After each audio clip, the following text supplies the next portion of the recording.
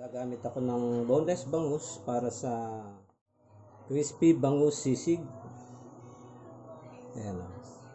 Ipiprito ko sana to guys sa ano to hindi to bagong ano to binili sa palengke pero wala pa siyang timpla. So matalsik pagka pagka pinirito. So ginawa ko, inano ko na lang siya, pinry ko na lang. Inihaw ko na lang siya dito sa ihawan ko na stoneware. So ito yung kinalabasan niya. Yan, ihimayin ko to guys. Ganito lang. Ganunin lang natin ang tinidor. Boneless naman yan guys.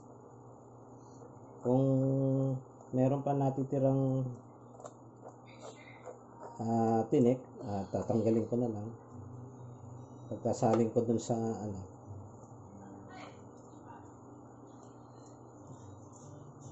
madali naman siya. Tinidor lang siya. Anin ko muna guys himayin ko muna. Ayan na guys yung kinalabasan ng hinimay. Inano ko na dito, nilipat ko na sa bowl, sa mixing bowl natin. Tapos yung pagkain ng pusa ko, ito. Yan. Kung marami kayo, kung gusto niyo maraming gawin nyo, bibili kayo ng mga 2 bangus siguro para marami-rami ang magagawa. So ito lang magagawa dito sa tamtamang laki ng bangus.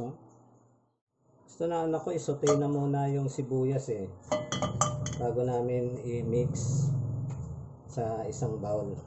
Sibuyas at saka yung na rin, yung bangus. So ito, kalahati lang nitong sibuyas. Yan. Tapos tong kalahati mamaya i-garnish na lang natin sa ibabaw. Yan guys, nasote ko na muna tong onion o sibuyas. Tingnan muna natin, hantayin natin mag-translucent to.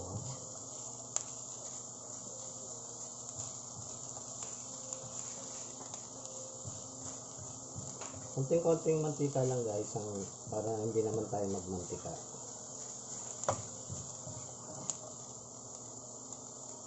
Kasi kailangan natin crispy yung bangus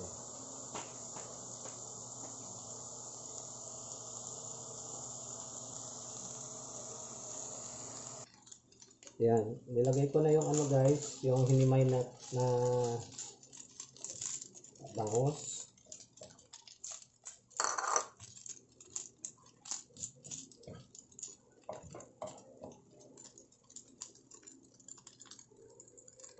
Tapos lagyan natin ng konting spring onions. Kalahati lang nito guys. Yan. Yung kalahati ang garnish natin. Ano pa ito?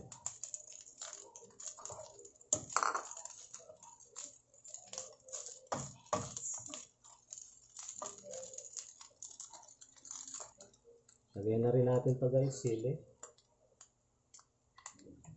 Yung baka magalit sa akin si Mrs. nito. Dami Hindi naman siya makakain. Ayan guys Ayan. Bali yan, matatalo na ng mayonnaise yan. Lagay na natin yung kanyang sili, verde at pula. Para naman siya, sarap kasi pag maanghang.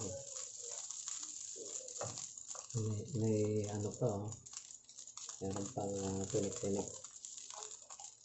Ayan. Yung mga tinik-tinik, pwedeng kasi yan masakit sa lalamunan. Sige, lagay na natin itong kalamansi, dalawang ano lang to kalamansi na piniga ko. Regular na kalamansi lang. Okay. Para mas masin na konti.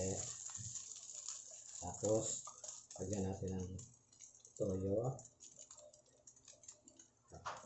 1 tablespoon lang ang toyo natin.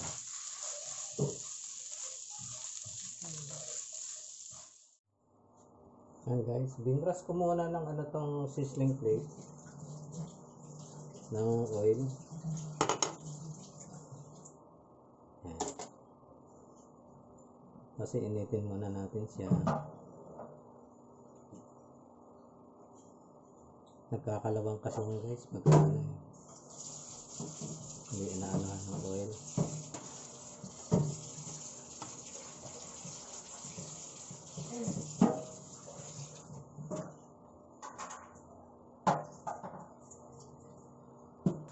Mayonnaise na lang naman ilalagay natin guys. Kumplado na siya. Ngayon lagyan natin muna ng ano.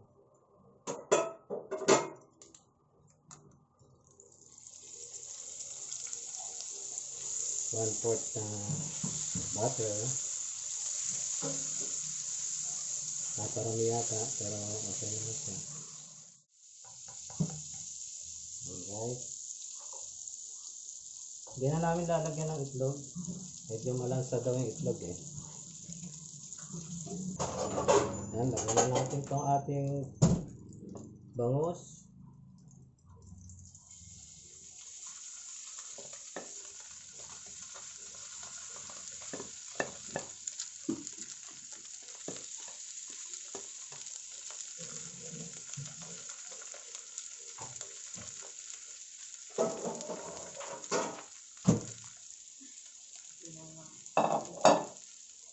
Naan ko muna yung ating gata.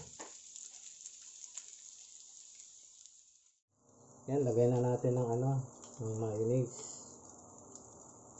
Ubos na natin to.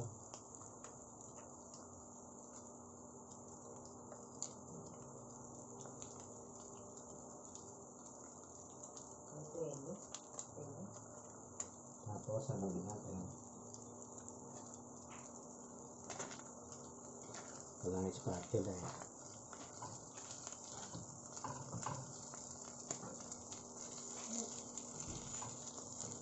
Lagyan ko na ng ano yan guys, nung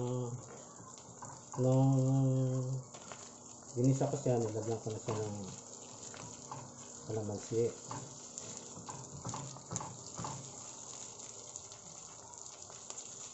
Kaya, timplada na yan. Ito na lang.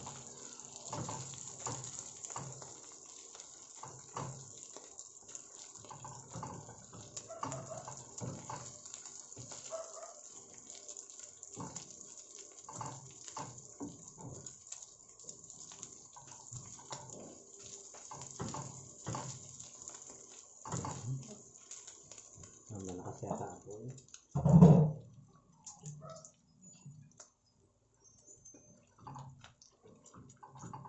Okay na to guys. Ito na yung ating sizzling. Ito halo na lang.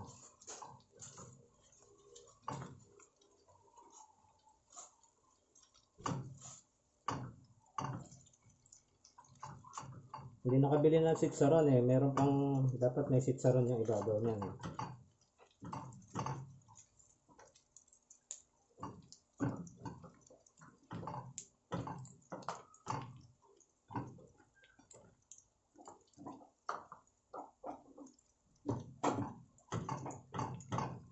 Okay. Ayos na. Garnish na lang guys. Ayan. Onion.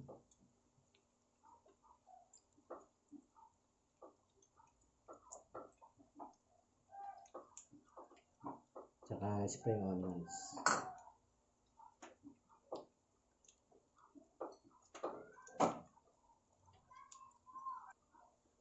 Ayan na, ayan na guys yung ating bango sisig oh. Nag-aayos pa ng lamesa si Mudra. Dito na muna sa kalan siguro. Naka ano naman sa kahoy, oh.